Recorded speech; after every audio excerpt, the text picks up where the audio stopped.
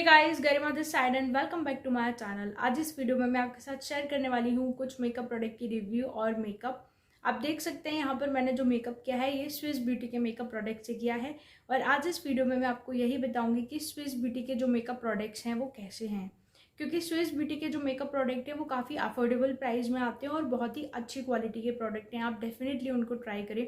मुझे personally Swiss beauty के जो मेकअप प्रोडक्ट हैं वो बहुत ही ज़्यादा पसंद आए और मुझे ये मेकअप लुक भी बहुत अच्छा लगा, क्योंकि जिन प्रोडक्ट से मैंने मेकअप लुक किया है वो प्रोडक्ट काफ़ी अच्छे थे।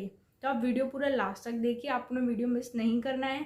और अगर आपको मेरा वीडियो पसंद आता है तो आपने मेरे चैनल को लाइक शेयर एंड सब्सक्राइब करना है, बेल आइकन को हिट करना है, ताकि आप मेरे आने वाले सारे वीडियो से नोटिफाई रह सकें। मुझे कॉमेंट करके ज़रूर बताएं आपको वीडियो कैसा लगा।